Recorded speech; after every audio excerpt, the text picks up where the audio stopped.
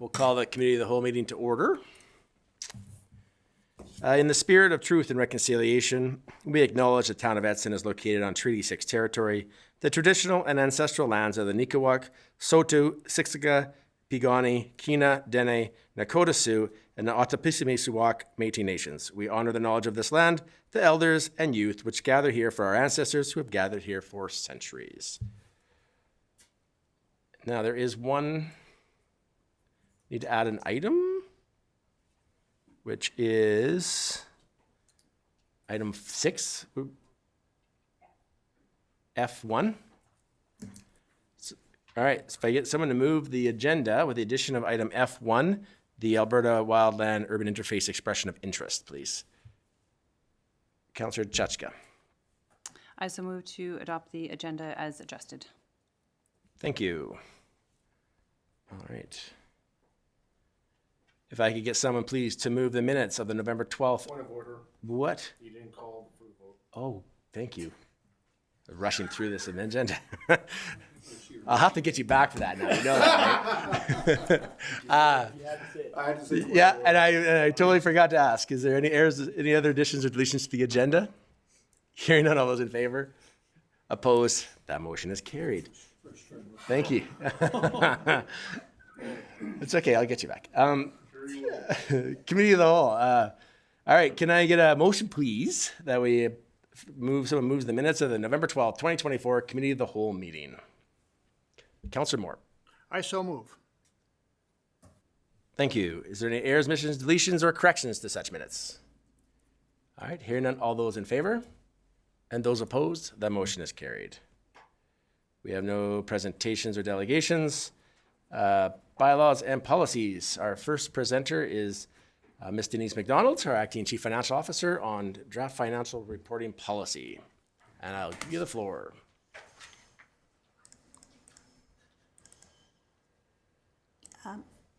Good evening, Mayor and Council. Thank you for the opportunity to speak before you tonight. Our first item from the finance team is the draft financial reporting policy.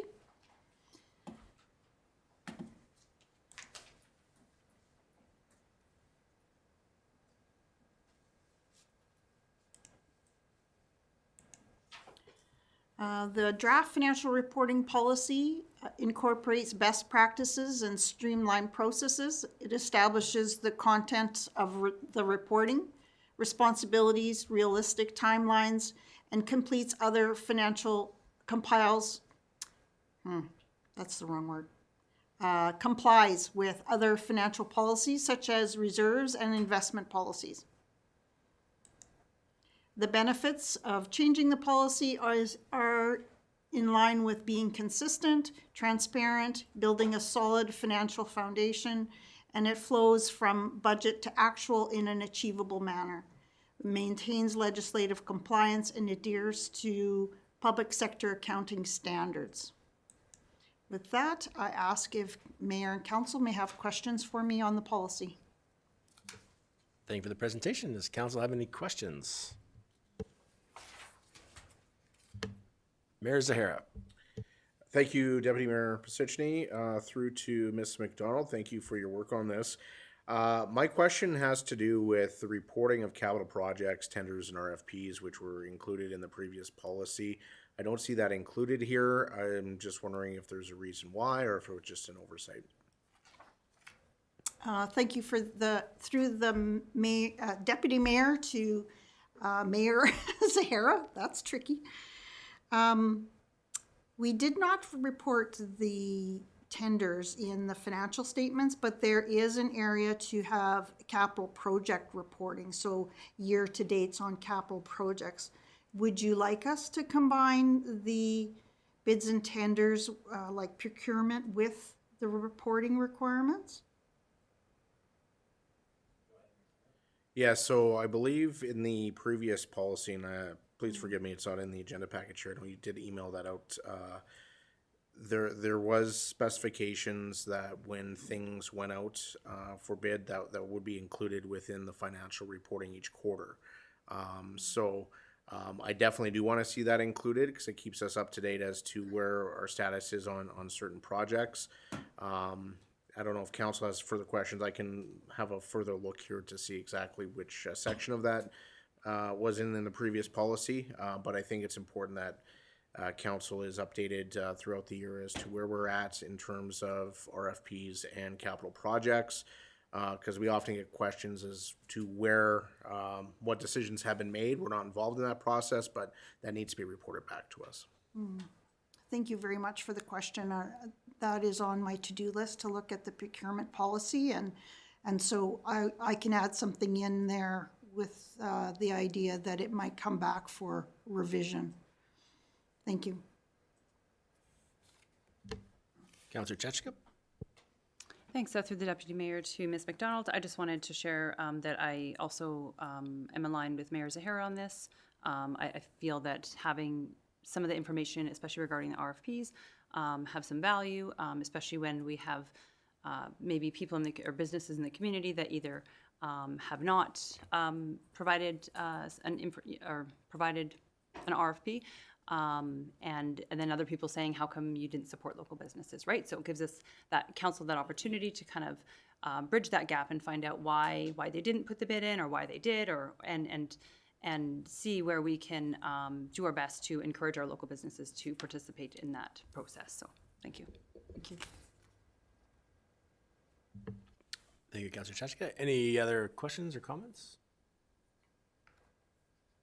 Nobody has anything else? Great. Thank you for that. We don't need a motion to accept information, do we? All right, let's move on to same presenter. Draft electronic assessment and tax communications bylaw.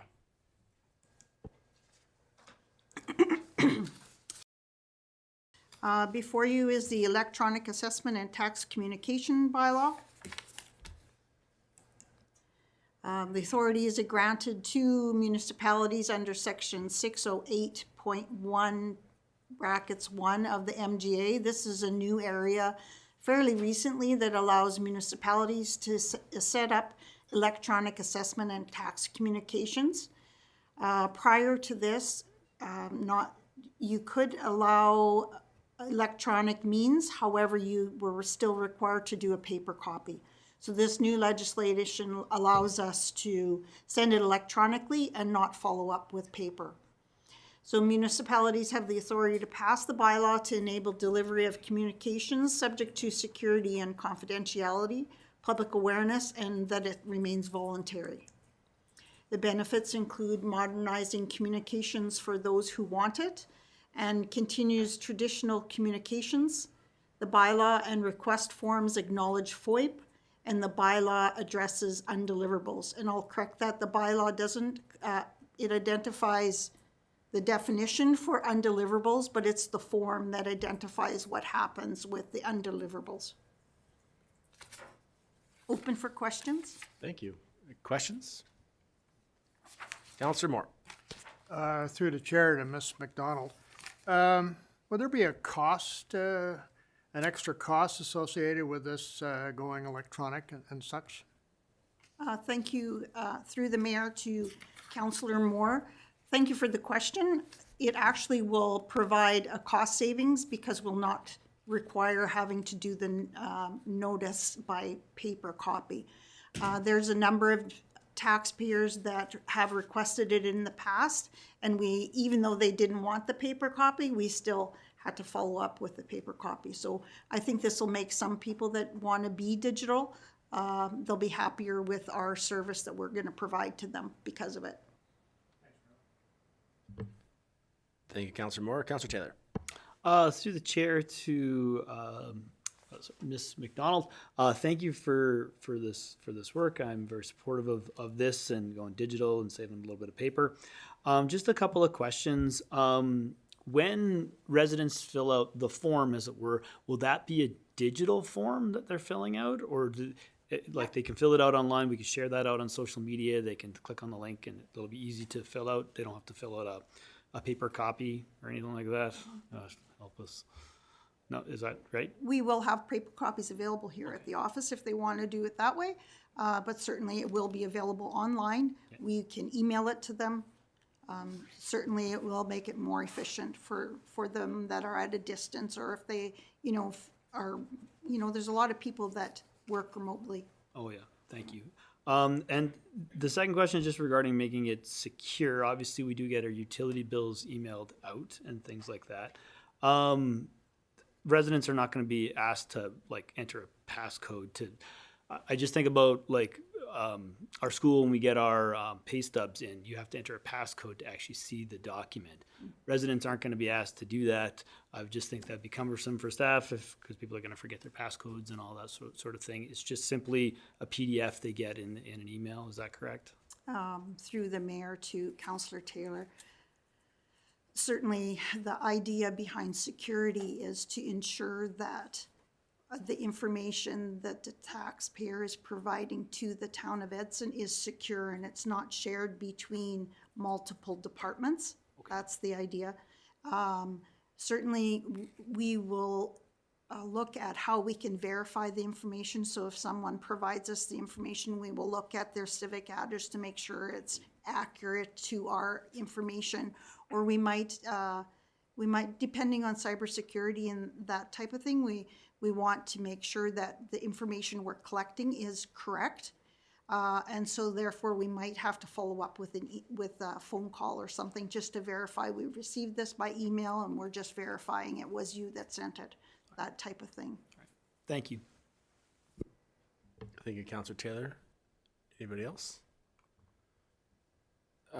One quick question, maybe I missed it when I read it.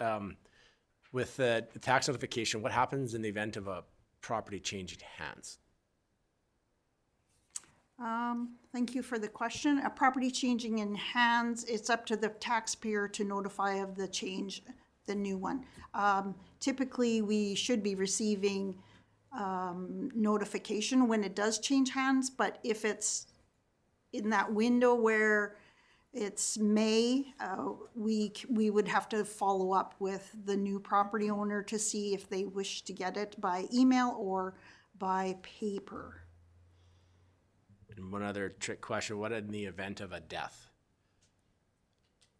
In the event. Like so right now, if there's a property owned by somebody and their tax notices are sent to the property or the civic address, the mailing address, in the event of a passing of the property owner, quite often the family will start checking the mail, but they may not check the email because they may not have access. So is it just a... Thank you for the question. That's a good one. Certainly, if we are aware, then maybe we would have to follow up. If we are aware there's a death in the family, we won't always know that. But if we are aware, then we can follow up with a paper copy and maybe we can make note of that in our procedures. But if we're not aware, I'm not sure how we could handle that. So I guess maybe the question is that, so if a person's now the trustee or the executor of a will, they can come down and have it changed back to civic address? I believe they have to prove that they are executor, but other than that, yes, we can change it. Okay, thank you. Any other questions? Okay, excellent. All right, we'll move on. The next one is draft tax penalty and pre-authorized payment plan, bylaw number 2317.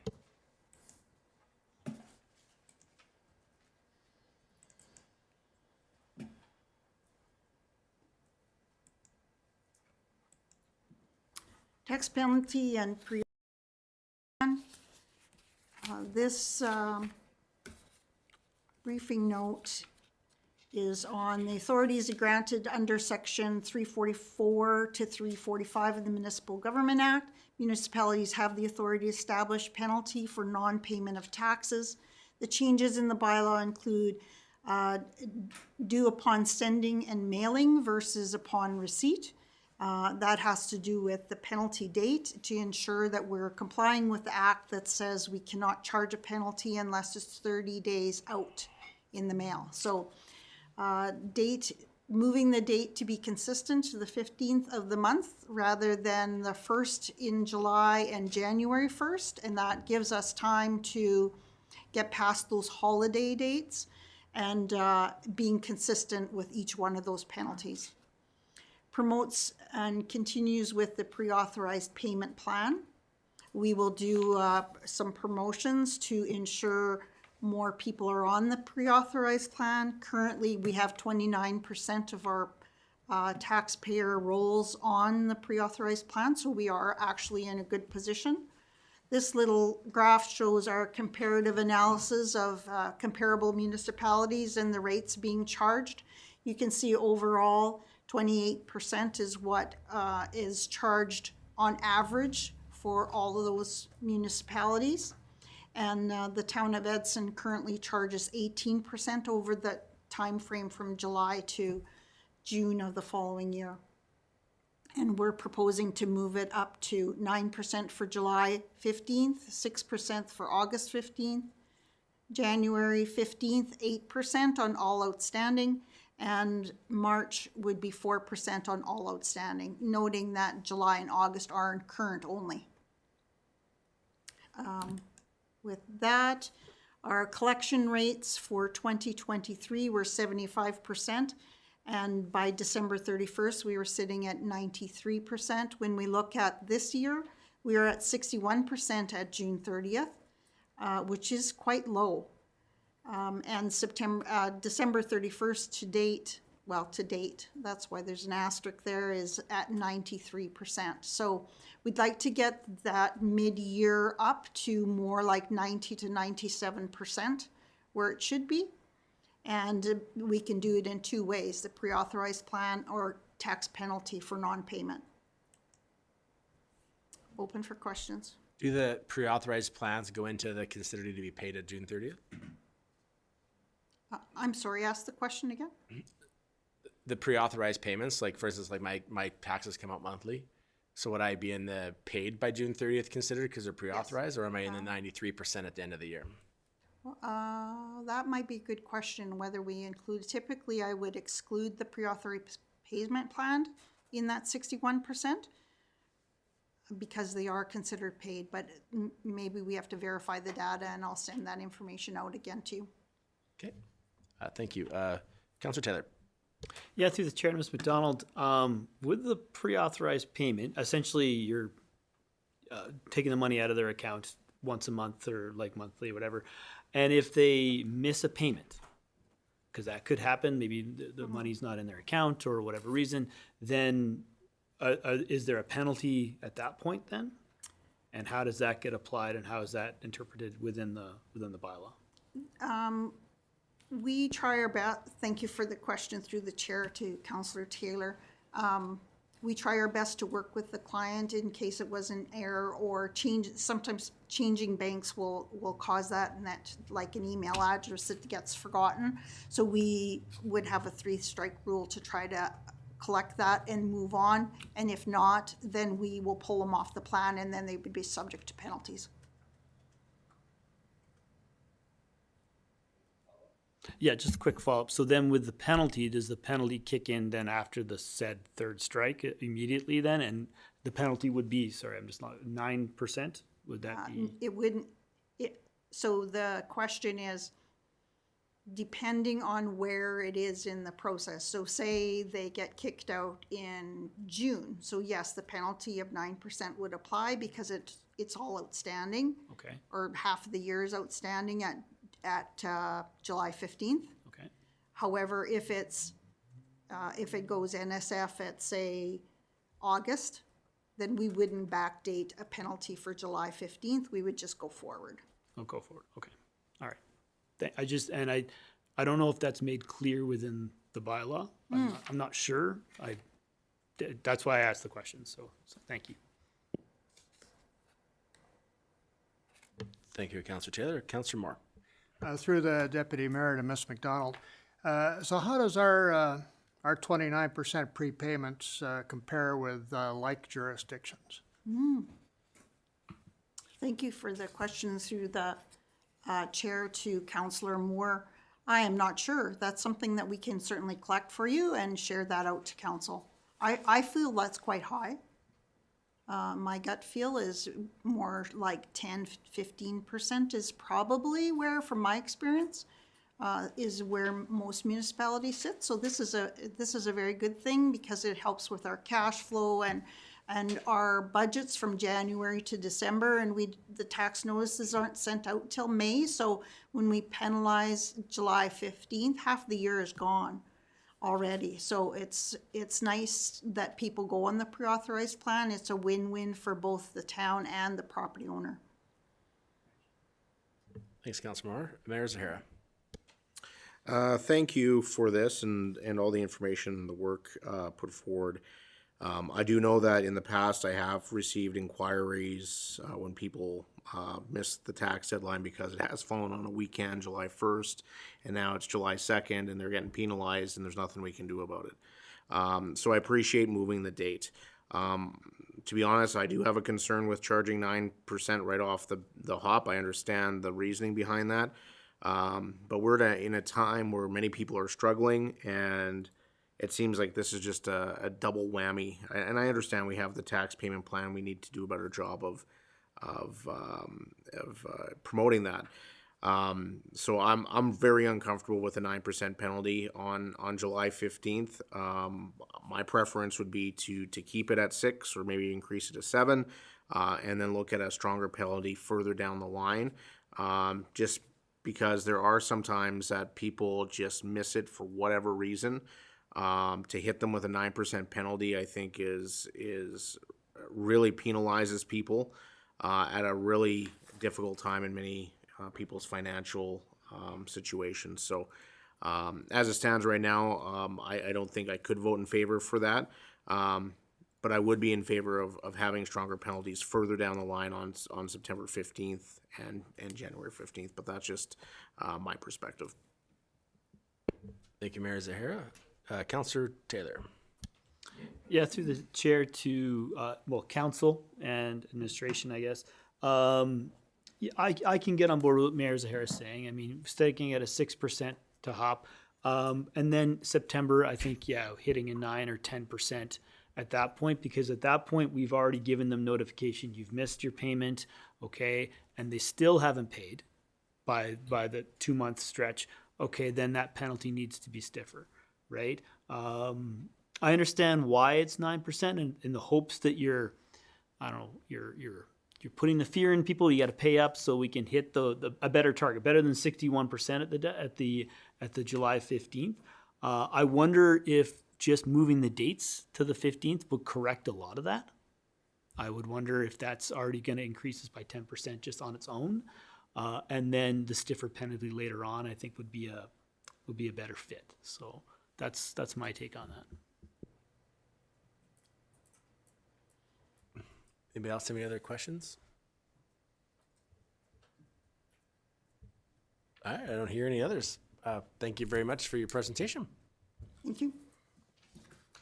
All right. Yeah, good question. Do you have enough direction? Did you want more input from the rest of council?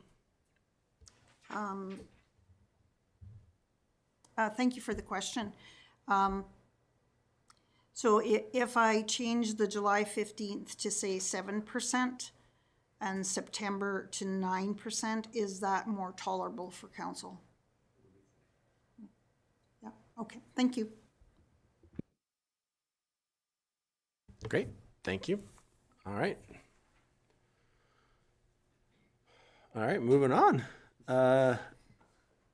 Next up, we have Darren Briscoe, our Fleet Utilities Manager. We're going to discuss draft utility bylaw number 2301.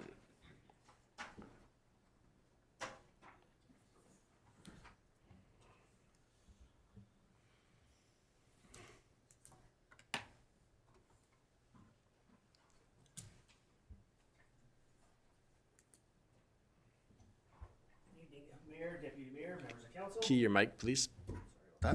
Should remember these things.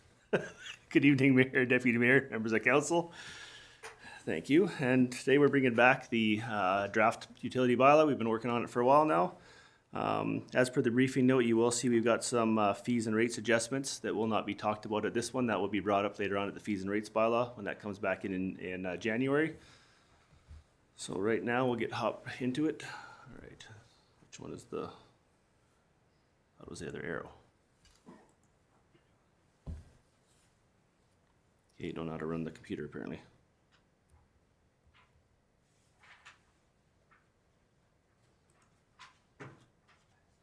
Oops. Okay, it's very touchy. So right now, basically, we have a couple of current bylaws. So we have the water supply bylaw, the bulk water bylaw, utility rate bylaw. So we're proposing basically to amalgamate everything into the new bylaw. So, and we got some feedback at the October 8th committee meeting. So some of the feedback we needed back on were just the high bills that were due to leaks on the customer side. We dealt with that in section 3.13. The replacement and abandonment of old services, that was in section 3.15. We had the sewer consumption rate at section 4.7. Temporary suspension of services, section 4.8. Use of bleeders, section 5.3. The construction water, 5.4. Water conservation measures, section 5.5. And then we added the call-out charges to the fees and rates bylaw. So, let's do a thing. Apparently, yes. Well, after the last time I was here for an hour and a half, I figured you guys probably don't want to hear another hour and a half, so.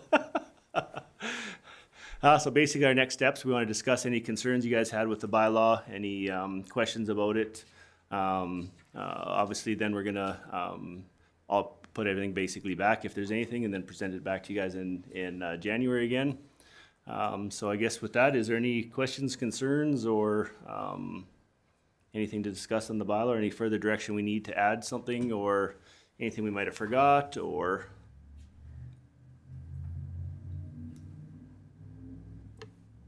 Councillor Taylor. Through the chair to Mr. Bursko. Just going to Schedule A and the fines and penalties, I like that the fines and penalties are meaningful within this, and not just like $100, because, well, they need to be, right? If for whatever reason someone doesn't want to pay the fine, and we do have to take them to court, it has to be worth our time, right? So having $300 and then $1,000 for a high alert.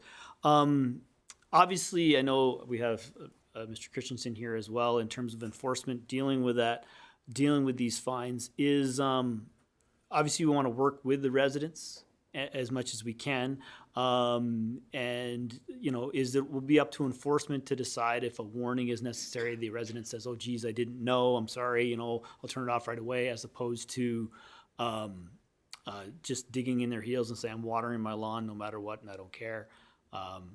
Obviously, that'll be dealt with differently, whether Mr. Christensen or Mr. Bursko has comments on that.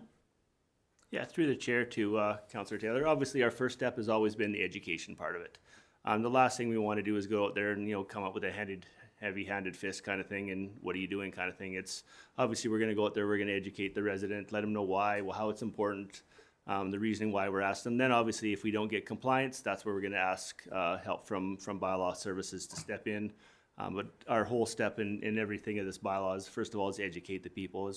Most of them are not going to be doing it willingly. Yeah. So a lot of them just don't know, and that's our job to first educate them. It's not fair to, you know, put the hammer down for no reason at all if they're not sure. So that's our first step, is to educate. And I appreciate that. I always like that our enforcement's willing to, or anybody's, or staff are willing to deal with our residents in these types of scenarios with a smile, right? And to work with them. But eventually, if there's non-compliance, that smile unfortunately has to go away, and then we have to come down with some serious fines. Just with 1.2 and any other contraventions, it's a $500 for each offense. Can you give me an example of what might that kind of offense be in terms of any other offense within the bylaw that you could think of? Just out of curiosity. Yeah, through the chair to Councillor Taylor, I think our biggest one's just gonna be that water conservation acts, that kind of thing. So odd even watering when we're in water bans. That's going to be our most non-compliance that we will see kind of thing that we'd have to do. It's going to be basically based around our water conservation. That's just due to, until we can get up our water supply up to a satisfactory level, that'll be our biggest concern in the meantime. Thank you, Councillor Taylor. Councillor Moore. Through the chair to Mr. Bursko. Looking down the list here, 2.19, lime, slurry, and residues. How often does that occur in our water supply? Or does it occur often? Through the Deputy Mayor to Councillor Moore. A lot of the stuff is just generic. It's just a lot of stuff that you're going to see in there is regulatory through our licensing. So a lot of the stuff that'll go with it, it's our water, our wastewater, has to do with regulatory stuff that we can't put in our system, or something that'll upset our system. So if it's either too acidic or too high or too low in pH kind of thing, it'll affect it. Really, we haven't seen too much, but we got to foresee for the future if we have some type of industry that maybe has some of those chemicals into it. We do have the Cascade Power Plant. We're taking a bunch of stuff from that, so we have to be very mindful of the chemical analysis all the time. So there's outside sources that come in, so that's why a lot of stuff you're going to see in there is just protecting our processes basically for the water, the wastewater on both sides. Does that answer your question? Clay, did you have a question? Mayor, I was gonna expand, because maybe Ms. Briscoe on the question from Councillor Taylor about other contraventions. Some of them might be people dumping into our sewer too, I think, right? You talk about water conservation, but I think. Grease, I guess. Yeah, so grease and non-flushables into our sewer system, which cause costly backups. That's a great example of where we could use this bylaw to enforce that, because that's been a problem in the past, I believe, that we haven't had the teeth to deal with that. So I know that's something that's been brought up in the past. So that's just another example. So I just wanted to expand on what you said. Thank you, Mr. Kitlitz. Councillor Chachka. Thanks, through the Deputy Mayor to Mr. Briscoe. Two things. First one was on 4.3, some terminology, or I guess the use of the word city instead of town is being used. I missed one. And in 4.3. And if that can just be, I'm sure it was just a typo. And then on the, geez, where is it? On the fines and penalties. So the other contraventions of $500, I actually thought it was a little bit low, given that in the typewriter, I think the water bylaw from the typewriter in the 80s, it had like several $1,000s in penalties. So, no, maybe it wasn't that one. One of them did. And I think even some, jail time.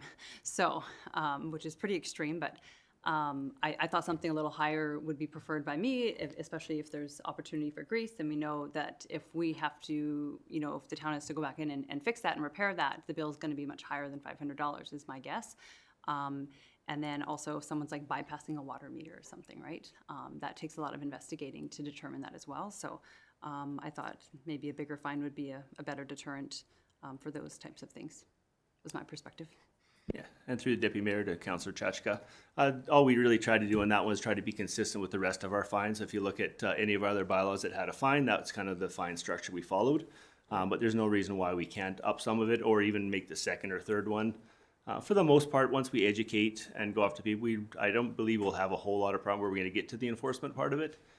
Typically, once you can get a hold of people and explain to them how and why and what the issue is, normally there's compliance. But we can definitely look at that if that's an issue for council. Thank you, Councillor Chachka. CEO Beveridge, do you have a question? Through the Deputy Mayor, this isn't really a question. This is something I would like to point out with regards to this bylaw. One of the discussions that we had was with regards to our water conservation. Water conservation through the years that we've been working through trying to educate our community as far as increasing the efforts towards this. We created the parameters in which we had shared with the public, and we felt that it was important to add this within the bylaw to make sure that it was something that we can all point to as far as our direction, and really we don't want to be fluctuating with our practices on that. So it creates better education for the public as well, that we're able to say that this is part of the bylaw, and also having some measures in place. So that was something that we didn't have before. Essentially, it was just created a levels that and actions towards our conservation efforts. So this was a big addition to this bylaw as well. Thank you, CEO Beveridge. Mayor Zahara. Thank you for your work on this, Mr. Briscoe. And this past summer, for those that are not aware, I know that your department did a lot of work at the spray park to try to reduce water consumption. So I'm hopeful that in years moving forward, we'll see less restrictions because the spray park is a massive consumer of water, massive, and I don't think people understand how much water the spray park uses. Obviously, we have looked at recyclers for it, and I believe that's part of our capital plan, but that's fairly expensive. I would like to see some language in here when it comes to reducing the spray park hours. Something to the effect of our goal is to keep it open during the hottest portions of the day. I know that has been a challenge in the past where we have it shut down earlier in the day.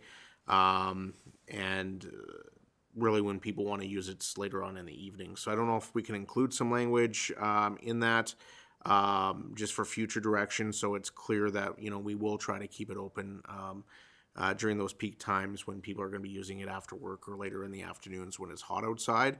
Obviously, that's only one portion of where we might be finding ourselves in trouble with water supply. There's other things that can happen like water breaks and that sort of thing as well outside of summer. But I do think that the spray park, I think for me, I would like to see some language in there, just identifying that as a priority. Okay, through the deputy mayor to Mayor Zahara, and that's definitely something we can add on there.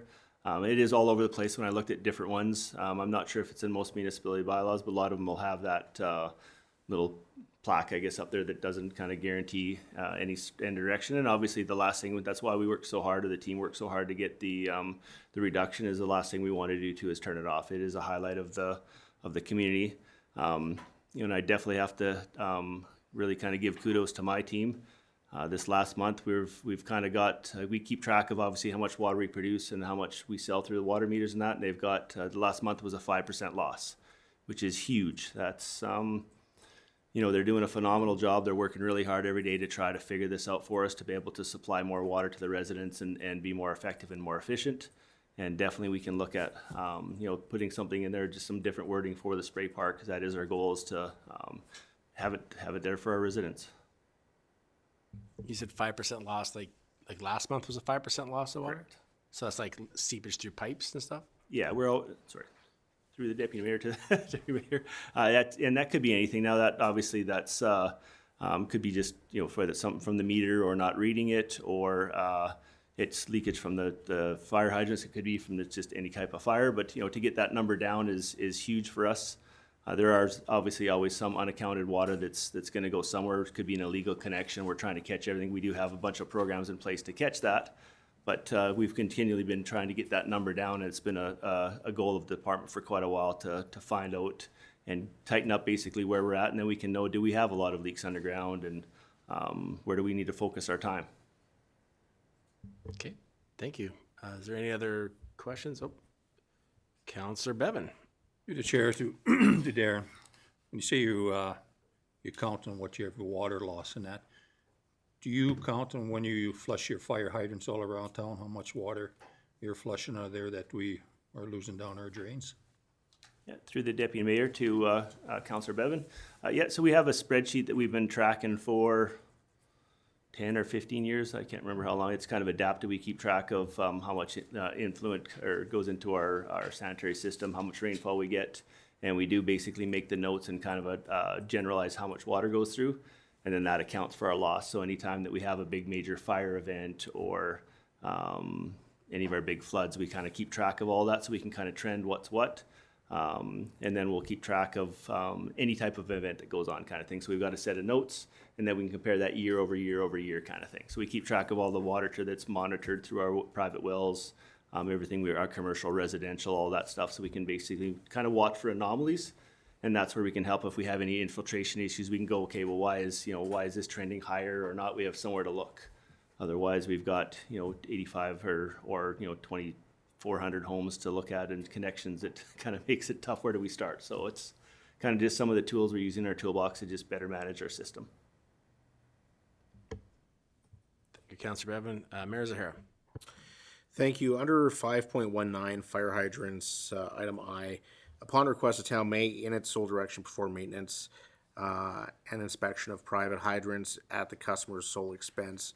So, how many private hydrants do we have? I don't know if you have this data available to us right now within the community. And when you do perform maintenance or inspections of those hydrants, is that data shared with the fire department so they know that they actually have a working hydrant if they do get a fire call to that property?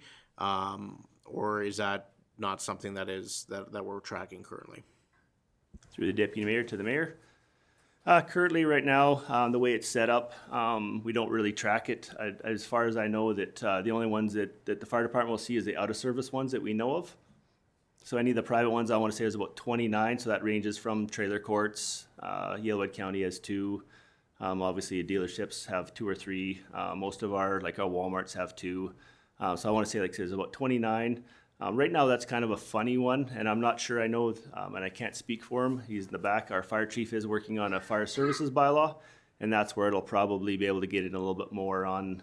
It's a little bit hard for us to and I was trying to be mindful of how do we not direct what we need to do on somebody else's property with their infrastructure. So we kind of wanted to have something on there that gave us the ability to be able to recuperate our time and be able to give something. So what we would end up doing is let's say if you requested a service, we would come out, we would do an inspection on it, we can give you an email or something saying that we've tested it, we've worked it, we've flowed it, and then that's usually suffice for the insurance companies to let you know that somebody that basically has knowledge in hydrants has operated and done your hydrant, and then we're looking at just cost recovery for the person's time. And then as some of you may know firsthand, it's basically just, parts plus kind of thing so that it's economical for the customer. Because we also, at the end of the day, we want a working fire hydrant for everybody, so we're not out there to compete with anyone. You're more than welcome to source out from somebody from Edmonton. But we also don't want to limit people that don't want to go out from, customers or businesses that don't want to go elsewhere to provide that service to them. So we do have a couple regular customers. And I'm honestly not really sure how to, to make everybody that has a private one get it tested, and that's something I'm pretty sure that the fire chief will be working on that way. Go ahead. Thank you, and thank you for the explanation on that. I do think that there might be property owners that don't know that we would be able to do this for them. So with having this in the bylaw, I think that might be beneficial. And I think, as you mentioned, it's in our best interest to make sure, if we can, to have those hydrants working. So, if those property owners are aware the town can provide this service, because it's very costly to bring a company out of Edmonton to do this sort of stuff. It's very specialized. That may help that property owner and also help the town in event of an emergency situation. So I look forward to what the chief brings forward. Great. Thank you, Mayor Zahara. Any other further questions or comments? Mr. Borsko, you have enough direction? I think I do. I don't think there's anything else on this, probably the end. I think I've got enough direction, so thank you very much for your time and review on it. Well, thank you. All right. Next up, we have our responsible pet ownership consultation presented by Eric Christensen, our Enforcement Services Manager.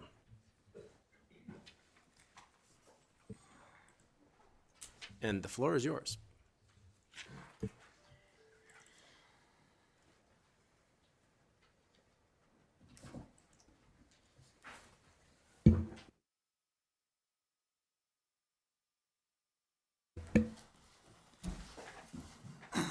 Good evening, Deputy Mayor, Mayor, and Council. Tonight I'm here to speak about the consultation for our responsible pet ownership bylaw. So currently, our bylaw was enacted in July 15th of 2014 and has been in force since then.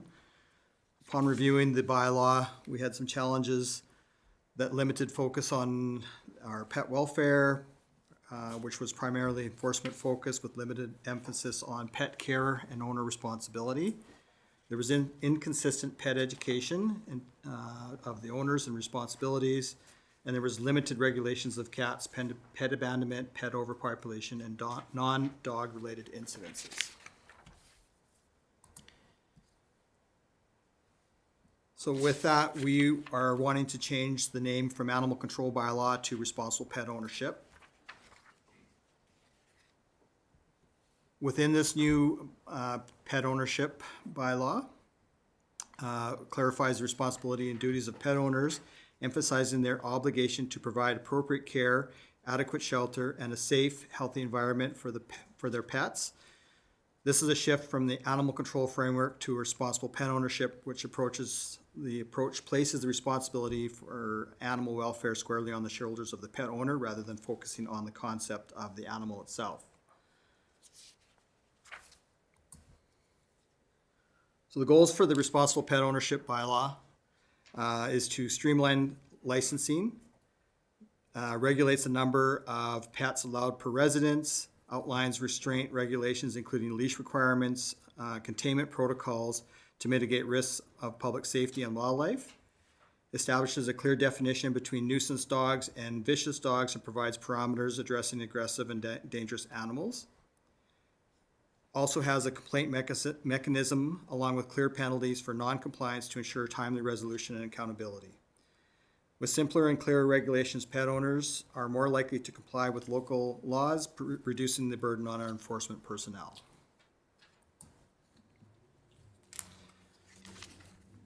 So with this, we will be using the public participation policy LD5, where we'll consult the town of Edson seeks feedback from the stakeholders to be presented to council for additional consideration in decision making. So with that, we will consult with the community with a simple survey starting the week of December 11th, and we'll have it open for 1 month. With that, we will bring back a final draft review. Once the public consultation is complete, we'll present the draft bylaw based on input received, and will be presented to council on February 11th of the committee of the whole on what we've heard for the proposed bylaw. So the next ones, we're going to go into these, and I'm not sure if you want to just do slide by slide and have discussions about them, so we can kind of make some decisions and get some guidance from council. Yeah, what we can do is as you're going through it, people can just queue in and ask questions. All right. Thank you for that. So the first one we're going to talk about is dog registration. So currently the town of Edson requires annual municipal licensing of dogs. So we have 3 different options that we were looking at. So when we're evaluating subsequent decisions based on the 3 animal licensing options, we can leave it as status quo, which is licensed every year, which is just for dogs right now. Or we can go to a lifetime licensing fee, which the owner is responsible to update the town when the animal moves, the animal owners move, or the animal is deceased. And then the third option would be no licensing fees, where the owner is responsible for ensuring the animals have tags and the owner details. So just as information, you were had some instant comparators that showed what other municipalities have likewise have done in the past or are doing currently.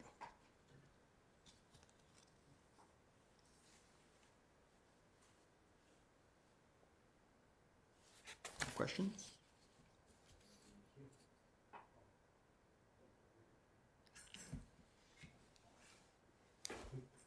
Councillor Taylor. Through the chair to, well, council and administration. Wasn't exactly expecting this, but the lifetime license fee strikes me now. Would that then be a higher fee than what we're usually looking at than the annual fee? And to be honest, I'm not sure what the annual fee is, what would we usually charge, and then what would the fee be on a lifetime thing? If it's higher, I don't know whether residents would be more inclined or less inclined because it's a higher fee to do it. So maybe just understanding what we're looking at in terms of fees would help. Thank you for that question through the Deputy Mayor to Councillor Taylor. I haven't looked at what other municipalities are charging. In my tenure, I've worked in municipalities that have had lifetime ones. I've had them as individual. So I'd have to look into the actual dollars of what it charged. I think it's, top of my head, I think it's like $40 for something, but I'd have to look exactly. I don't remember off the top of my head. Mayor Zahara. Thank you. As a responsible pet owner of 2 dogs, I have to say that, yeah, we won't talk about the cat. That I do like the idea of a lifetime license. And the reason for that is, I think twofold. It makes it easier for the owner, as long as it's not overly expensive. But it also cuts down on the amount of administration that we have to do of coming down, getting a tag, getting mailings, and then every year the number of your dog tag changes. I really like the idea of a lifetime. I think it'll simplify things. It'll encourage more people to do it, because people have busy lives. And that way, it once again puts the onus on the pet owner to let the town know if there's a change in that status. So I certainly would be open to that idea. I know as a pet owner myself, I would absolutely love just to have to pay the one fee and not have to worry about it ever again. And then if I lose a tag or whatever, then get it replaced. How would that work if somebody had a lifetime tag and they lose their dog tag? Would there be like a replacement cost, or would they have to pay another lifetime fee? Thank you for that question through the chair to Mayor Zahara. Yeah, there would be a cost to replace it. We have that, would build that into the fees down, so if you replace it, then you'd have to pay the fee to replace the tag. Any follow-up? Councillor Chachka. Thanks, through the Deputy Mayor to Mr. Christensen.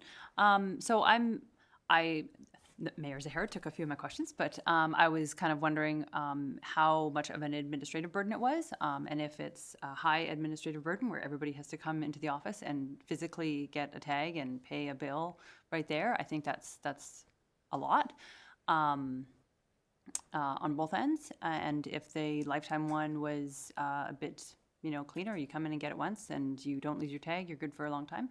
I think that seems quite reasonable for the pet owner, as well as reducing that administrative burden on something that maybe, staff could probably spend their time better doing other things, I'm sure. So instead of collecting dog fees. So thanks. Thank you for that.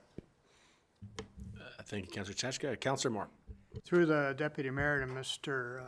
Christensen, how's our feral cat situation these days? And how may we control it, or can we? Mr. Moore, we're on dogs right now. Okay, I think cats are coming up next. okay. Sorry about that. That's okay. Councillor Taylor?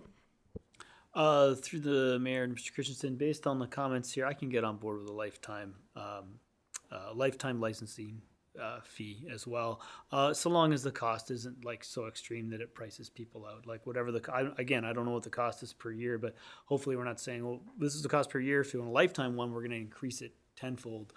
Just still make it reasonable that people are willing to pay it and get their dogs registered. That'd be great. So that's my comments. Thank you for that question and or your comment. I will definitely be doing some research on other municipalities that do the lifetime to see where theirs are and make sure the fees are reasonable. Councillor Bevan? Through the chair, to Eric. I have family members that have dogs and that, and they would love to have a one-time license here. I have other family members in other places, city, town and that, and they only have to pay once for it and that, and they love it because if they forget it, they just don't go back and get it again, and a dog or whatever has no license at all. If they get caught, then they gotta pay a big fine for it. So I think a one-time license fee would be just great. Thank you. Thanks, Councillor Bevan. Councillor Chachka? Through the Deputy Mayor to Eric, just one more follow-up. So if we move to a lifetime license fee, does that mean we're eliminating the option of an annual fee? I just think there may be circumstances where you may not need it for a very long time, and maybe you only want it for a couple of years. I don't know. I guess it depends on what that fee is. So, just a question. That's a great question through the Deputy Mayor to Councillor Chaska. I hadn't considered that. Looking for direction. I can absolutely look at, what we're hearing today, what we hear through our survey, and we can bring that back Okay. for the next committee of the whole. Okay, and I guess my thoughts are just if the fee is much higher for that lifetime, then there may be a desire to go annually. But I guess it depends where that lands, right? Thank you. Thank you. Thank you, Councillor Chachka. Any other comments? I have 2 dogs as well, so I like the idea of a once in a lifetime for dogs. The annual renewals is you actually just get to come into the building to do it, because you have to pick up a tag, so it's a bit of a pain. So I appreciate that, and the option to have a replacement tag, because How many times do you hook onto the dog tag license with your leash and then a dog takes off and you've lost the tag? So I like tags because if you lose your dog, it has a tag and it has a number. They know whose dog it is. So I appreciate that. So that's my piece. Any other further questions on that? All right, continue on, please. So the next slide is cat registration. So currently, we do not license cats. So we're looking for some direction to say status quo, or we go into lifetime licensing, or we look at a trap, neuter, and return program. There's some couple options there. So currently the question is do we want to entertain registration of and licensing of cats or not? Thank you, Mr. Christensen. Now, Mr. Moore, we're on to cats now. Thank you, Mr. Chair. Yeah, well, I certainly go for a neutering program because the cat's problem seems to be getting out of control, and you know, some people don't think about neutering until the last minute, and then by then it's too late, and you have more cats and more cats. And as far as a license, yeah, I kind of like to see one as well. Thank you.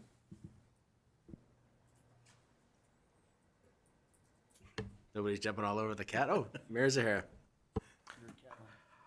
As a cat owner that sleeps on my deck and doesn't leave its property, I want to hear what the people have to say about this one. I had the fortunate experience of being in Athabasca when they introduced a cat bylaw, and it was entertaining. So I want to hear from the public to see what they think on that. I do think we have a situation of cats in this community that's completely out of control, and it's costing taxpayers a lot of money to deal with these cats in ways that we'd rather not have to deal with it. We just can't deal with the influx. I don't know if you have those kind of stats available right now, but I certainly would like to know like how many stray cats we're dealing with, how many we're having to put down. I don't know if we still do that or not, but it seems like with dogs, people will come and claim their dog, but with cats, it's just like a free for all. And oh, I lost my cat, I'll just go get another one, and it's not acceptable. And so I certainly would like to see where the community feels about licensing. I don't know if people will be in favor of that or not, but I do believe we need to have some sort of spay and neuter program in place and do something about this situation because it's intolerable what some neighborhoods have to deal with on a consistent basis with cats in their yards and digging up their gardens and that sort of thing. So just in a response to that, through the Deputy Mayor to Mayor Zahara, cats are probably one of our biggest animal control issues that we deal with, and yeah, it is a bit of a problem, and so yeah, we are looking for some direction on that. Thank you. Councillor Taylor. Yeah, through the chair to council and administration, I would be anxious to know how the community responds as well.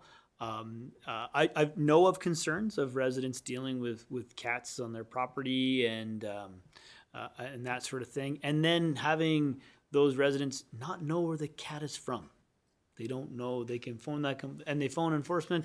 By the time enforcement gets there, the cat is long gone. So, but you've got the concern. You've logged it, right? They try to describe the cat, I'm sure, but we don't know where it's from, and it's hard to trace back. So I'll be anxious to hear from the community in terms of what type of steps that they would like to take, and then I'd be willing to go in that direction.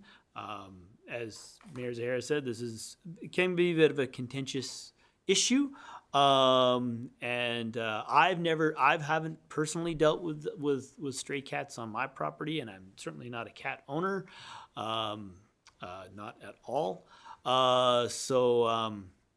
Yeah, I would be more anxious to hear what the public thinks from the survey. So, Thank you, Councillor Taylor. Councillor Chachka. Thanks. Through the Deputy Mayor to Eric. Interesting topic, the cats. Definitely, this is something when you go campaigning door to door, you hear a lot about the cats and the feces in flower beds and destroyed flower beds and all that nastiness. And then on the flip side, you have, responsible, I'll say, cat owners that, like the darn cat just sneaks out the door right when you have it open, and then you got to go chase it down. I'm wondering how many, or do people currently or voluntarily have a cat collar on cats that you guys see brought in that have a way to identify them, or maybe they're tagged, I guess, from the vets? Does that happen? And if you do get any, do those owners come and pick their cats up once you guys can actually say, call someone, and because you've identified the cat and now they know, oh, my cat's there. It's not just roaming around the neighborhood or snuck out or something, so they can come get it? Is that, could that be why people don't pick up their cats, because they don't know it's there? Through the deputy mayor to Councilor Chaska. In my short time here, I have not heard of any of the officers telling me that they've had collars on, but if they do have collars, we would absolutely try calling the phone number that was on there or try to locate the owners of that. Normally, we would take the cats to the pound, and at that point, they get posted on social media. So if you are if you are a responsible cat owner and you know your cat's missing, we've had phone calls. We have pictures of them, so we're able to try to reunite those cat owners to their cats. Okay. Yeah, I think there's a frustration on the people that have the cats in their flower beds in their yards and getting into things. And I think some of the owners have some frustrations with their own cats, sneaking out. But I think we definitely have to have a better compromise than what we have right now. So I look forward to hearing what the survey says on that. Oh, Councillor Bevan? Through the chair, Eric, I'd be interested in having a cat license here in town. I think, if where you say you're gonna trap them and neuter them and that, I mean, if we don't know whose they are, you start trapping them, you neuter them and that, the town's gonna have to pay for that. And that can get very, very, very expensive, which would be a cost to the town here itself and that, eh? So I don't think we want to even go that way. Now, I know where I live, I get tons of cats out there. I mean, and they come from people dropping them off, they come from the RV park and that. I guess the lucky thing for me is the coyotes and the fox eat them, so I don't have a problem there. So, but other than that, I mean, I have family that lives in town, and they complain all the time. They're covered in their flower beds. They're doing everything, and they have cats themselves, and they are walking them on a leash, or they don't leave their property or on the line. So I'd like to see what the public says, but I would be in favor for a cat license with a tag, and we fix them after that, and they pay the price. Anybody else? Go for it. I don't own a cat, but I have had the flower bed that deals with a cat. But that's not the reason behind this for my statement. Where I'm at with this is we're calling it a responsible pet ownership consultation. So I really think, I don't know why we're calling it a dog license and a cat license and an iguana license and whatever. And people can now get those, they're like mini pigs. They're as smart as a dog and they can be a pet. So those need a license? Really? So to me, we should be dropping the name cat and the dog, and it's a pet license. If you have a pet that can go on a leash, that it can leave your house and go into your neighbor's yard that may get trapped or caught or apprehended, they should have a license on it. And you should want a license on it. If you have a pet, you should want a license. So if it gets trapped, the town says, hey, we have your pig. Okay, I mean, those little pet pigs. I'm using that because it takes away the dog and the cat argument. You should want a tag on your animal. And why should dog owners be treated differently than cat owners and people with little mini pigs and ferrets and whatever the case may be? That's something that can get out of your house. Let's call it a pet license. And I'm actually floored. I thought there was way less communities that had cat licenses than all the ones that are on this sheet of comparables of how many people have a cat license. I tried bringing this up a long time ago. And I was lynched by my council and said, oh, cat people. And I said, cat people are normal people. So at the end of the day, I think this should be a broader thing than just dog and cat. It's today's day and age. There is other animals, and maybe we should have a pet license for your animal. And if the feedback comes from the community, and I can guarantee you from history that people may be very vocal that they don't want it, then they should have the option of getting a license, even if it isn't a rule, right? So if the soft approach to this is we open it up, is it's optional. You have a cat, you want it licensed so that if it gets trapped, you know whose it is. Those should be available to people too. But I prefer to go down the path of it's a pet license, so that when somebody comes in with one of those oddball pets that's trending on Twitter, I'm just making that up, but somewhere that we have it's more broad based. I don't think there should be exclusions, and it shouldn't be pitting cat people versus dog people and those who don't want cats in the yard. And we all know cats are a lot harder to contain than a dog. You can't fence them in your backyard; they're gone and over. So that's always the challenge. And then the cat people who say their cats never leave their house and say, "Why do I need a license? Never leaves my house." Well, some people's dogs barely leave their house other than to go to the bathroom. So, and in some cases now they use pads. So it's the same. The rules should apply to all. So that's where I stand on it. I just think it should be more, shouldn't be a cat versus dog issue. Thank you. Anything else on the cats? All right, let's move on. Not read me out, yeah. I didn't say that, just so you know, this is my only mic that's keyed up. Yeah. All right. So the next one is talking about dog and cat limits. So when considering the limit of on the number of animals in a dwelling, there are several options that could be adopted depending on local animal control regulations, community concerns, and animal welfare considerations. The three options are listed here. When considering the limit on the number of animals in an animal dwelling, we have to look at community concerns, animal welfare. And so the three options are where we currently now allow status quo, which it allows 3 dogs or 3 cats in a dwelling over the 6 months of age. Doesn't restrict any animal kennels or veterinary operations. And we have no licensing requirement for cats at this moment. The next one would be having no restrictions on the amount of animals in a dwelling. And the third option would be to have a maximum of 3 dogs or 3 cats, but a total of 4 animals in a dwelling. And again, doesn't restrict commercial animal kennels or veterinary operations. So again, on the comparators, I did list what other municipalities allow in theirs. Okay, Councillor Taylor. Through the chair, Mr. Christensen, not option 2. At some point, there needs to be a cap. What that cap is for some discussion, but there has to be a cap. So not option 2.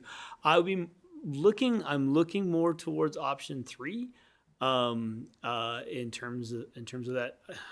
I guess I am challenged if there are residents in town, and I'm sure there are, that already exceed those numbers, right? And then, obviously, and the enforcement is the issue, right? And I think you sort of allude to that, is that how do you know? And then is it, by doing this, is it create the tattletale neighbor, say, well, my neighbor's got 5, and then enforcement's got to come over and, I don't know, decide which pet's got to go. That's a tough thing to add. Again, that survey is going to be really interesting when it comes back as to what people think. I'm leaning towards option 3 for a total of 4 animals. You get to decide. Pets, as it were, just pets, I guess. You could have 4 cats or chop and change them or whatever. Of course, that makes it sound more like a zoo than it does just a house, but that's just me. All right. Anybody else? I'm a little torn on this one, and where I'm at on it is, I like option 3. I'll go with Councillor Taylor on that, but I do like the little bit of what the county says is based on law. We do have some areas in our community that are designated as farm areas. They're very remote, very rural. There's several of them within our jurisdiction, and it's a lot different if you have 5 dogs on a acreage within the town limits when your neighbor is a long ways away versus having 5 dogs in a very small fenced yard. So to me, there may be some provisions to allow based on if you're considered rural. Like, for example, there's South Glen Trail, like past Glenwood, there's they literally have fields and farms and stuff. So those are the kind of areas that maybe more tolerable to have dogs. So I don't really want to limit it. So I think I'd lean towards option 3 myself. So. But I would like some kind of provision for those areas in the community that are within our limits, but you would think they weren't within our limits. Anybody else have any comments? Nobody else wants to limit the numbers? It's very consistent throughout the other municipalities. It's very similar. Yeah, most of them, through the chair to the council, most of them were kind of 3 dogs, 3 cats. There were some that weren't specified. Of course, counties are a little bit different, and it's based on lot size in their hamlets and Halton County. So. Which makes sense if you have a farm versus if you live in a hamlet. So, okay, anybody else? All right, did you get enough from us on that? Yep. Okay. Oh, sorry, Councillor Chachka. Through the deputy mayor to Eric, I would favor option 3 as well with some of the comments that Deputy Mayor Positionny said.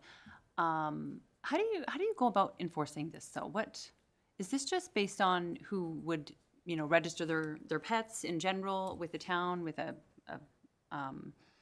with the tag or something? And then what happens if people are over this? Like, what do other municipalities do if they've got, like, I don't know, 8 cats or something? What happens? Through the chair to Councillor Chaska. So again, a lot of this is complaint based. Where we got a call, example, we got a call about barking dogs in a residence. We come there and we see 5 dogs. Well, our current bylaw says they're only supposed to have 3. So they're over their limits anyway. So again, this is where we would have to work with the animal owner to figure out how we would move forward on that. But they were only supposed to have the 3 to begin with. So that's how we would deal with it, and we probably have to get some legal advice on how we'd have to go forward. But I'm not 100% sure. Okay. If there's nothing else, we can move on. All right. So the other contentious one. Backyard hens or chickens. So currently we do not, option 1 is of course status quo, which doesn't allow chickens in town unless approved by council special resolution. When considering the limit or the number of animals in a dwelling, again with chickens, we have to look at the different options. We could allow the backyard chickens under specific conditions or as conditional use, or option 3 would be a change in zoning, which is another option. But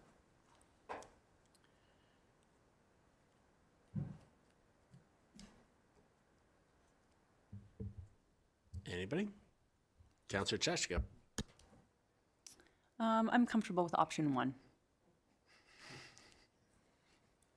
So, and I guess the reasoning behind that is when we talk about cats and dogs or pets in general, if there's an animal in your yard and they're barking or meowing or whatever, and they realize they're causing a disturbance to the neighbors, they can bring that pet inside and not disturb the neighborhood.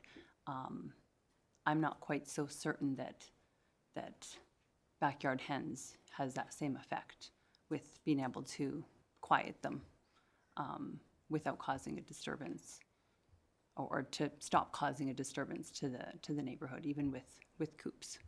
So I think they're a little bit different than a regular pet. Thank you, Councillor Cheshka. Mayor Zahara. Thank you to Councillor Chachka. I am aware of some residents in town that have chickens currently living in their basement, which is interesting, but that's, yes. So this is always a challenging one. We did do some, I guess, a little bit of consultation online about this, and it was pretty split, 50-50 on what people thought. And so I think we just keep it status quo. Actually, I wouldn't consult on this. We already kind of went through this already last year. And then we had some discussions with the land use bylaw. I can't remember exactly where we landed on all of that.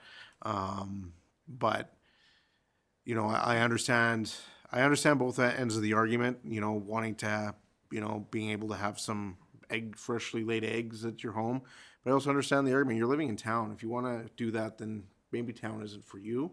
There's ample properties outside of our limits that allow for these sorts of things. So, and then as Councillor Posichny said, we do have some properties within town limits that are more than capable of allowing this sort of thing because they are rural in nature. So my thought on this is I don't think we need to consult on this again. I think we've already had those discussions, and I think wherever we're at currently, we'll just leave it there. I don't know if Mr. Kitlitz can provide any insight on where we landed on the land use bylaw, because I know it was in, it was out, it was in, it was out. So if he can provide any direction on that. Sure. Mr. Kitlitz? Mr. Deputy Mayor, I think what, if I recall, what we did there is we obviously did some engagement, and we got the results were found to be fairly split. We did some research on other municipalities as well, and then we did what any responsible planner would do and defer to the bylaw enforcement section to deal with the animal.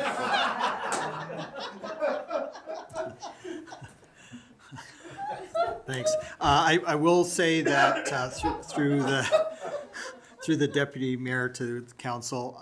So on this list of comparators, I've been doing some work in the last week or so. 9 out of these communities do allow chickens and have certain regulations around them. So just background work that I've been working on. So. Councillor Taylor? Through the chair to Mr. Christensen and the rest of council, I am aware that Hinton does have you're allowed chickens there. And speaking to a resident there, they said, oh, doesn't Edson? I'm like, no.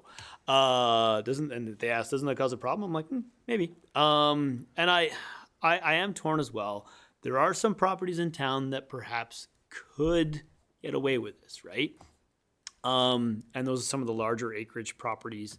And also, I think the city of Edmonton has a condition within there that you need to get permission from your neighbors to do it.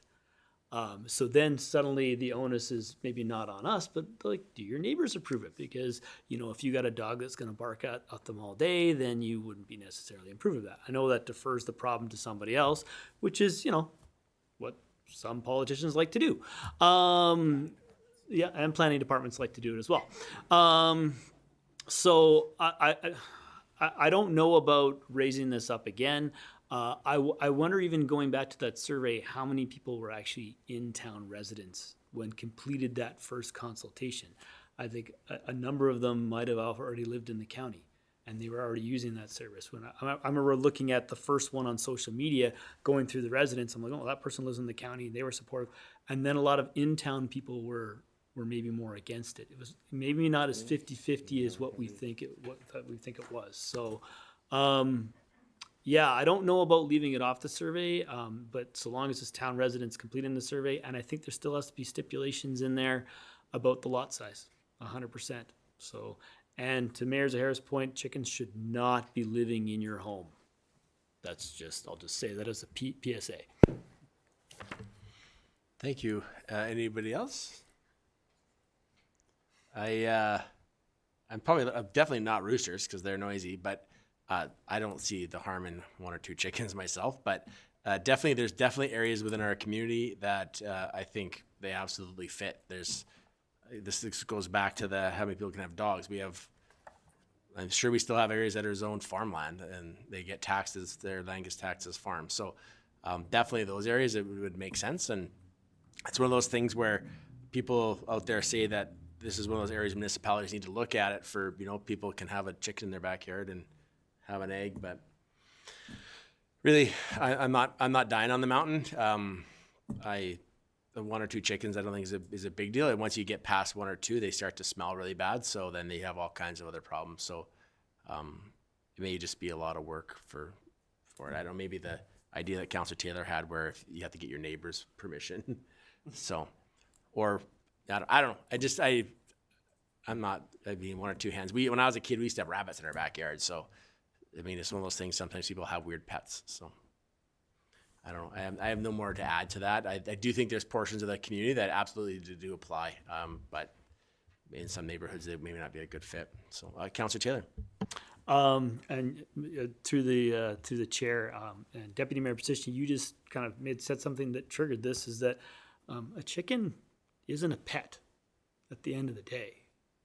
Like it's if you're using it, oh, I'm collecting eggs. Well, it's not a pet. You're not taking it for walks, and it's a different breed in itself. So Snuggling with it. you're not snuggling. I hope you're not. I don't know. You're not snuggling with it in bed. I don't know, whatever. But so whether this falls within this bylaw, I'm not even sure now. Like it's because it's not a pet. So maybe it just goes back to the planning department. I don't know. There you go. All right, anybody else have any other comments? Clear as mud? Absolutely. All right, so the next one here is transportation of pets and vehicles. So when it comes to the safe transportation of pets and vehicles, there are several options that could be considered for maintaining the status quo with no specific regulations or implementing more structured safety. So 3 options are status quo. There is no restrictions at this moment. However, there is some regulations under the Traffic Safety Act, which involves unsecured load. Option 2 would be implement regulations requiring pets to be properly secured during transportation, such as in a crate, pet seat belt, or harness, to ensure both pet and driver safety. And the third option is just establish a voluntary guidelines for pet transportation that encourages safe practices without legal enforcement. This goal would to encourage owners to follow recommended safety practices without mandatory requirements.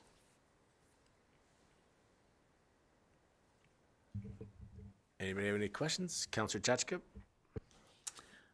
Through the chair to Eric, is there not any type of provincial legislation on transportation of pets in vehicles? Through the chair to Councillor Chachka. So yes, there is some regulations in Alberta, the Traffic Safety Act, in regards to your dog being in the back of a box of a truck or a flatbed or whatever. That's considered an unsecured load. There is laws about having your dog or your pet or your animal on your lap while you're driving. So there is certain ones that do count now. There is some of that, but there is some other regulations that we wanted to bring in as part of the transportation portion of it.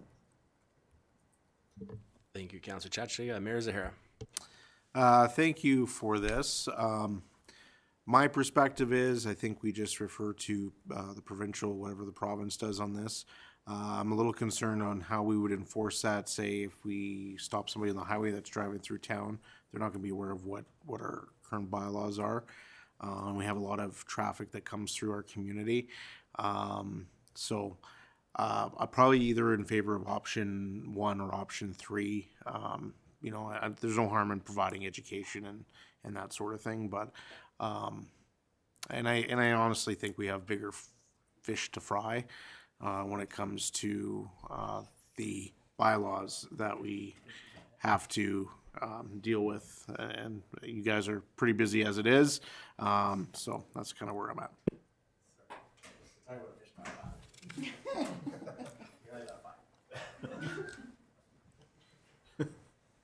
Sorry, Councillor Moore? I don't get the hang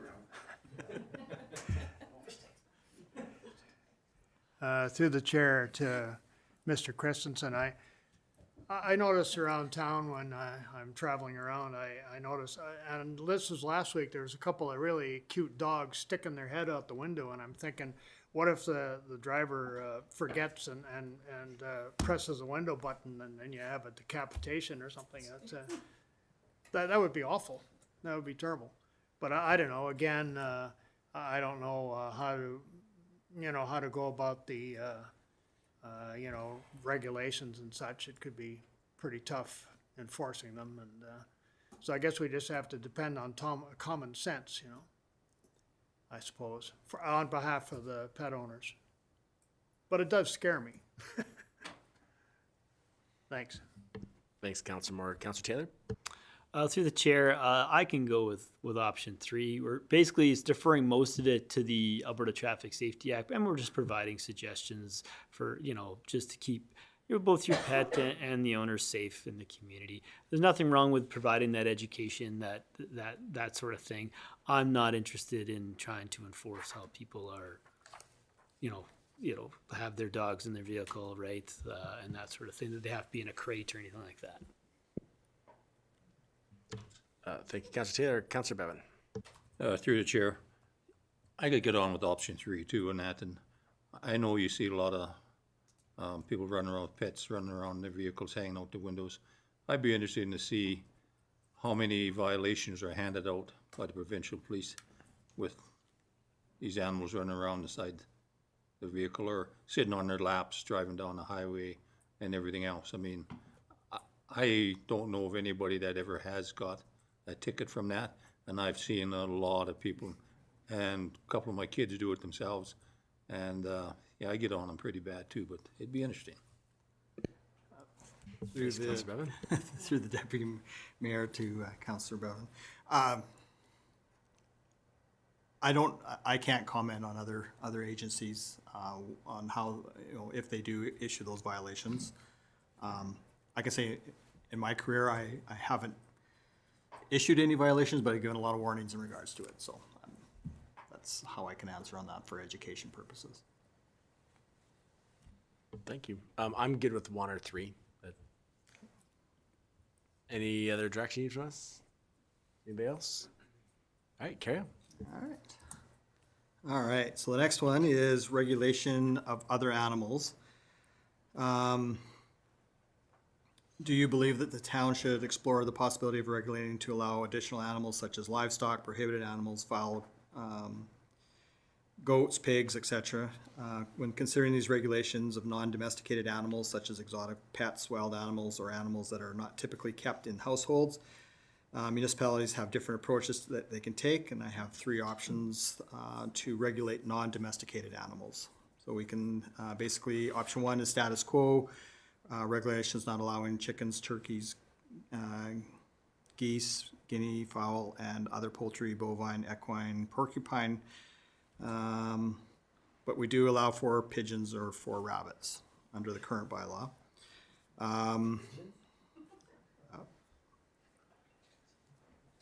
Option 2 would be to restrict all livestock in the town unless zoned as agriculture. This would include a list of all prohibited animals added to the bylaw. And then option 3 is to allow some livestock and prohibited animals.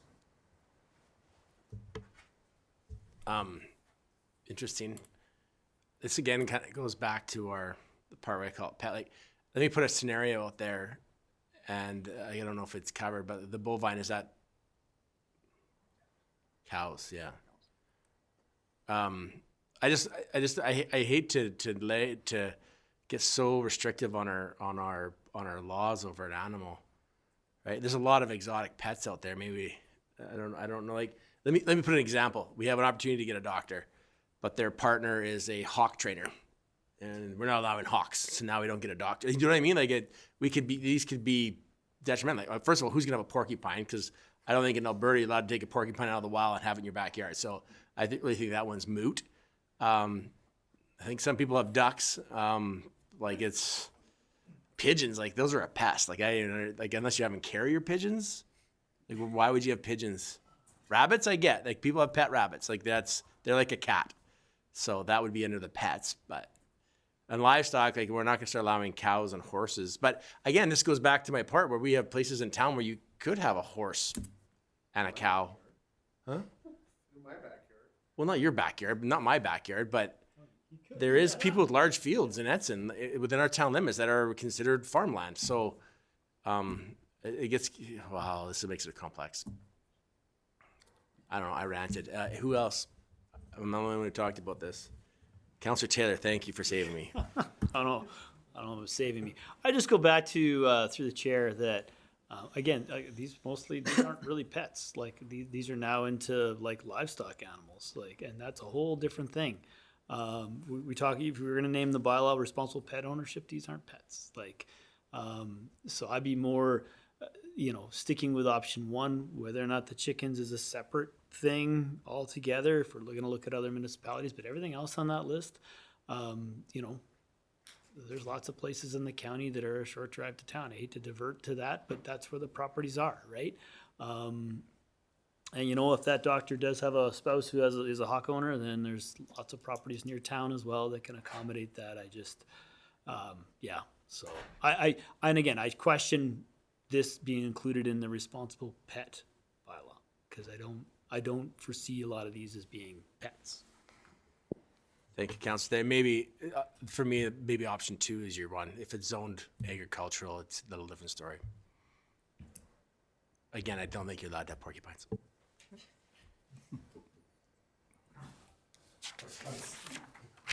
I think my neighbor has a pet skunk. I can smell it every once in a while.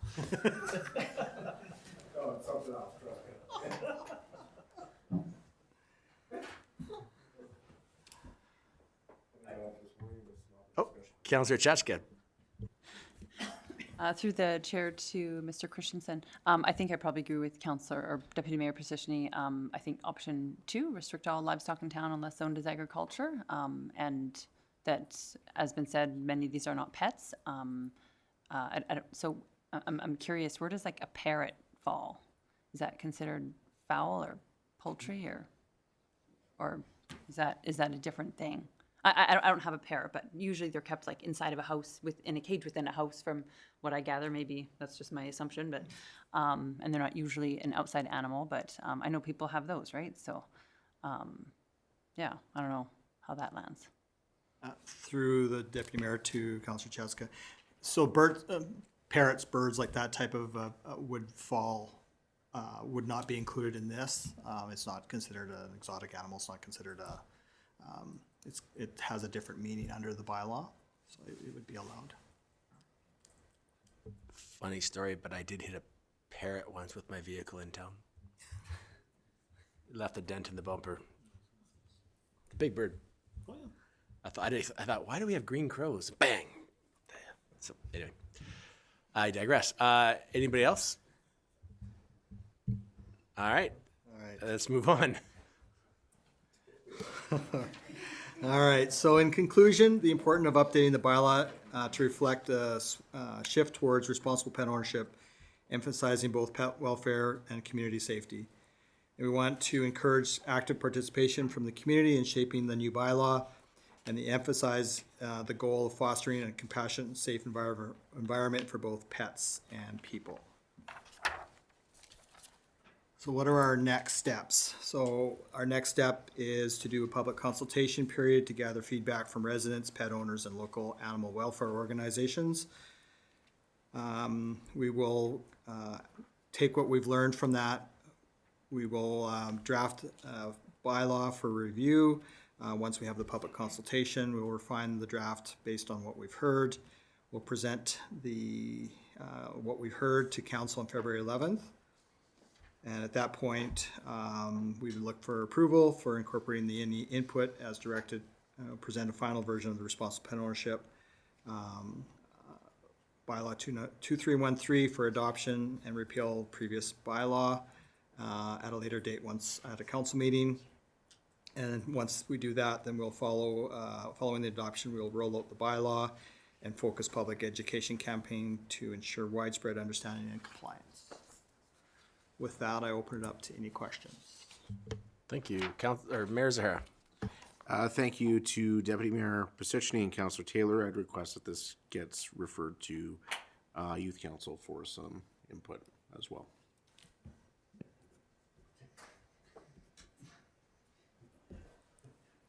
Thank you, Mayor Zahara. Councillor Taylor.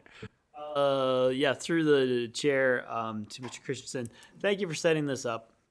I do like the direction of the survey. Getting that public consultation is clear. Obviously, we can, offer our 2 cents as council here, but I'm not a pet owner anymore. So sometimes you want to hear what the needs are from not only pet owners but from residents that are dealing with some of the issues in town as well. So I would also recommend, because by the sounds of it, you're going to anyways, but speak to EARS as one of the groups in town, as one of the major groups in town, and of course the vets as well, to hear their opinions, what they're seeing and hearing, and their recommendations as well. So thank you for your work on this. Thank you, Councillor Taylor. Any other counselor or mayor have any other comments? Well, thank you very much. All right. All right, we have, that ends our section E, and we move on to section F, business items. Chief? Our next topic is Alberta Wildland Urban Interface Expression of Interest. Chief Milton to the. All right, perfect. Thank you, Mayor and Council, and thank you, Mr. Chair. What I'm bringing forth today is information on some potential submission of an expression of interest to the province of Alberta from the town of Edson and the Edson Fire Department. What this consists of is on November 22nd, we received a notification from the province of Alberta and from the Office of the Fire Commissioner that they have allotted $5 million for the establishment of 4 new provincial WUI teams. What that means is a wildland urban interface team. Currently in the province, there are 2 provincial teams located in Clearwater County and High Level. What that means is they are seeking the expression of interest from interested communities to host one of these teams or one of these potential 4 new teams. What this comes with is funding at a point of $1.25 million for a total of 26 months to be reassessed over year to year, and finally a final reassessment come March 2027 to see whether or not that team would be extended, and depending on the success of the program. Currently, these teams are provincial assets that, when called for by AEMA or Alberta Emergency Management Agency, they are to head out the door with the assets that they bring, providing coverage and support to communities that are threatened by wildfire. What these teams consist of are 4-person teams with the commitment from the town or host community of a minimum of a Type 6 engine, so our 610, our little mini rescue, and a Type 2 structural protection trailer. What that means is that if those assets are committed to the program, they can be called upon by the province at any time, and they are to go out the door when called upon with the team.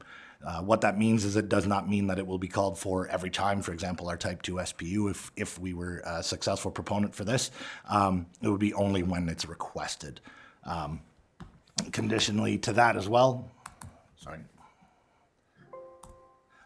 with that as well, this does work out to be a possible funding stream for us as well, because these 2 capital assets, when they are committed to a deployment anywhere in any community, they are billable assets to the province. So, for example, under the 2024 WUI guidelines established with the province of Alberta, the Type 6 engine, for example, is billed out at about $200 per hour for up to as many hours as that engine works in a day. Generally, it's set at about a 12-hour day.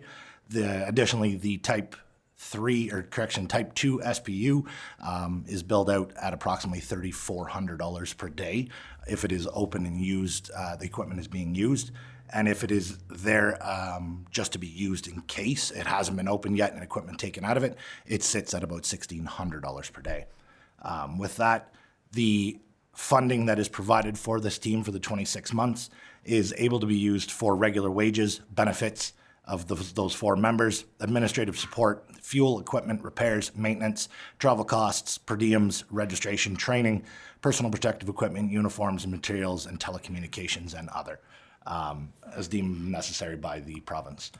Some of the services that will be provided by this team, if we are afforded the opportunity, is to provide provincial and interprovincial wildfire response. They are a provincial firefighting team with a team leader, and they will develop specialist curriculums. Also, with that, they will develop the other curriculums that are administered to the rest of the municipal firefighters. For example, the WUI-M or WUI member course. I'm sure you remember over the summertime, our team here in Edson did conduct that WUI-M or WUI member training, and we had the team from High Level come down and provide that training to us. If afforded that opportunity, our team would do the same thing and assist in the development of that curriculum, as well as the development of continued curriculum, such as Engine Boss, running that engine crew, the task force leader and strike team leaders course, and then as well as the structural protection specialist course. That will allow for our teams to be out and on the road educating other municipalities if requested. The cost with that is only simply cost recovery. For example, their hotels if need be. That's the way it generally works with these teams. So our travel there, if, for example, if they didn't have a Type 2 SPU for use in the training, we would take ours with us, with the team, again, being that provincial asset. The downfall with that is that no matter what our threat level is here in the community, if requested by AEMA, that asset has to go out the door if it's requested. Now, onto that aspect, we do have neighboring communities that do have Type 2 SPUs, so if our threat level was high, we still have cross coverage with other communities that can assist us have 2 or more Type 2 SPUs. With that, there is also the wear and tear of the Type 6 engine that we would commit being out on the road. However, and also the absence of that piece of equipment. However, we do have the 2 pickup trucks that do have skid units now that were generously donated to us by Global Medic, which now effectively makes both those pickup trucks a Type 6 engine as well. Currently, we have 8 interested firefighters through our current membership that are interested in joining this program if afforded the opportunity.